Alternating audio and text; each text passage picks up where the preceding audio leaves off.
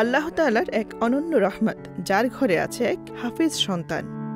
ছোট্ট এক বিস্ময়কর শিশু, যার কথা আমরা ফেসবুক কিংবা ইউটিউবের সাথে যারা নিত্যদিন কিছু সময় কাটায় তারা সকলেই জানি। নাম তার ইয়াহিয়া।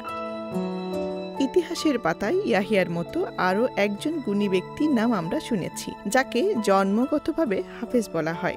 তিনি আব্দুল কাদের জিলানী, যদিও এই ব্যাপারে কিছুটা মতভেদ রয়েছে।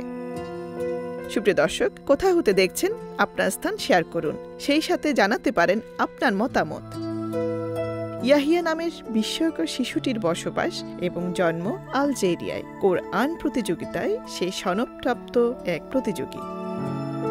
সন্তানকে কোরআনের হাফেজ বানানোর স্বপ্ন আমরা অনেক মা বাবাই দেখে থাকি। রাসূল সাল্লাল্লাহু আলাইহি ওয়াসাল্লাম বলেন, যে ব্যক্তি কোরআন পাঠ করে এবং তদ অনুযায়ী আমল করে, কিয়ামতের দিন তার মা বাবাকে এমন মুকুট পরানো হবে যার আলো সূর্যের আলোর চেয়েও উজ্জ্বল হবে।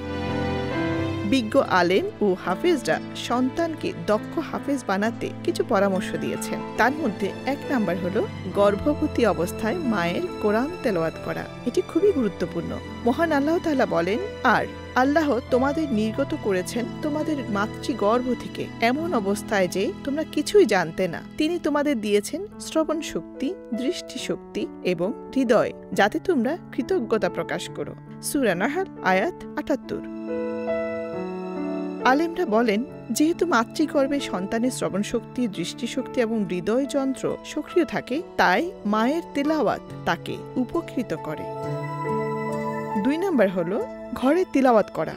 সন্তান জন্মের পর থেকে ঘরে তিলাওয়াত করা কিংবা বিখ্যাত হাফেজদের তিলাওয়াত রেকর্ড বাজানো, যা শিশু সন্তানকে আকৃষ্ট করে। রাসূল সাল্লাল্লাহু আলাইহি ওয়াসাল্লাম বলেন, তোমরা ঘরকে কবরে পরিণত করো না। আল্লামা বদরুদ্দিন আইনি রাদিয়াল্লাহু আনহু বলেছেন, হাদিসের অর্থ হলো এভাবে যে তোমরা ঘরকে নামাজ ও তিলাওয়াত শূন্য করো না। 3 নম্বরে আসি, শিশুকে মুখে মুখে বলা।